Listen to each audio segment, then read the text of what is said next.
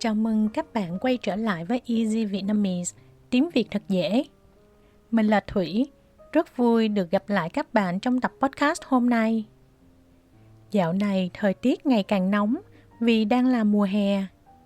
Các bạn hãy nhớ uống đủ nước mỗi ngày để tránh bị mất nước nhé. Tình trạng cơ thể bị mất nước có nghĩa là trong cơ thể không còn đủ nước để duy trì các hoạt động bình thường. Khi cơ thể mất nước, chúng ta sẽ cảm thấy mệt mỏi, chóng mặt, khó tập trung. Hôm qua, kế bên nhà mình có một gia đình hàng xóm mới chuyển đến.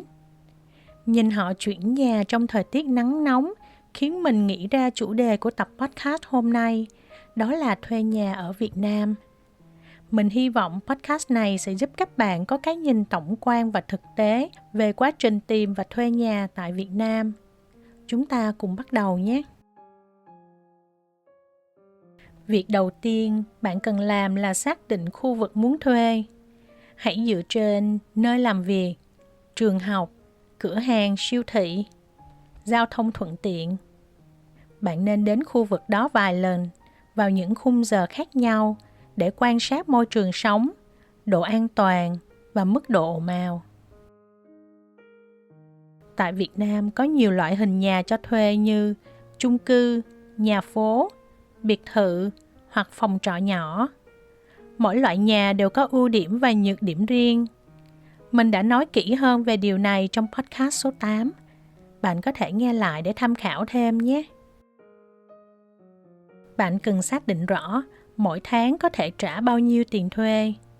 Ngoài ra, nếu ở chung cư hay phòng trọ, thì bạn có sẵn sàng trả thêm phí dịch vụ hay không? Ví dụ như phí quản lý chung cư, tiền điện, tiền nước theo giá riêng, vân vân.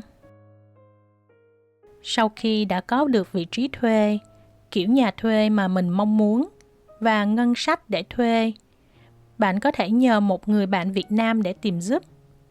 Nếu bạn không quen ai ở Việt Nam, bạn có thể tìm một môi giới bất động sản uy tín để nhờ họ hỗ trợ hoặc tham gia các group thuê nhà cho người nước ngoài trên Facebook, Zalo, vân vân. Bạn nên đi xem nhiều căn nhà, so sánh về vị trí, giá cả, nội thất và tình trạng nhà. Đừng quên hàng xóm là một phần quan trọng trong cuộc sống. Bạn nên dành thời gian đi đến những căn nhà mà mình muốn thuê và quan sát môi trường sống có yên tĩnh không? Có công trình xây dựng gần đó không? Có hàng xóm hay hát karaoke lớn tiếng không? Nhiều người nước ngoài đã chia sẻ rằng họ phải chuyển nhà vì quá ồn ào. Khi thuê nhà, thường bạn sẽ phải trả tiền đặt cọc. Thông thường là 1 đến 2 tháng tiền thuê nhà. Nếu bạn kết thúc hợp đồng sớm hoặc làm hư hại nhà, bạn có thể mất tiền cọc. Vì vậy, hãy trao đổi kỹ với chủ nhà về các điều khoản trong hợp đồng trước khi ký. Phần lớn nhà cho thuê sẽ có sẵn nội thất như giường ngủ, ghế sofa, tivi, tủ lạnh. Khi bạn dọn vào, hãy chụp ảnh hoặc quay video tình trạng nhà và đồ đạc.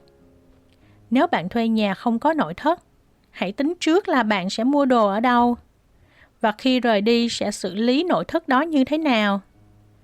Mình thường hạn chế mua sắm quá nhiều khi ở nhà thuê để đỡ rắc rối khi dọn đi. Khi sống trong nhà thuê, đôi khi sẽ có thiết bị hư hỏng.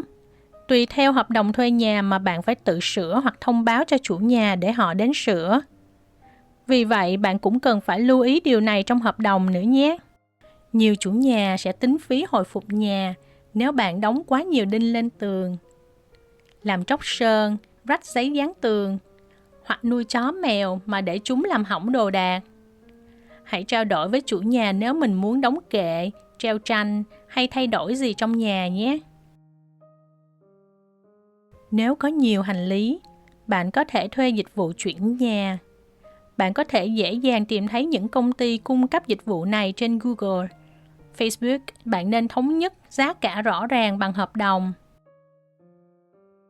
Sau khi dọn vào nhà mới, bạn cần khai báo tạm trú với công an địa phương.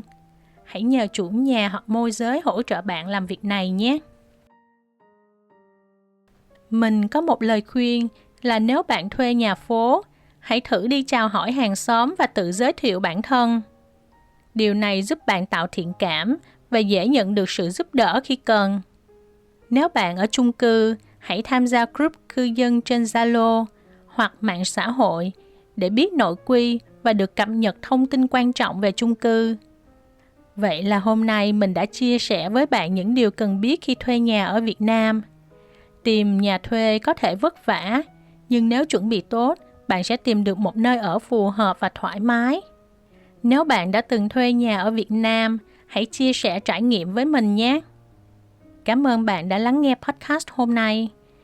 Nếu thấy nội dung này hữu ích, hãy like, subscribe và chia sẻ đến những người đang học tiếng Việt hoặc đang có kế hoạch sống ở Việt Nam. Hẹn gặp lại bạn trong những tập tiếp theo của Easy Vietnamese. Tiếng Việt thật dễ. Chào tạm biệt.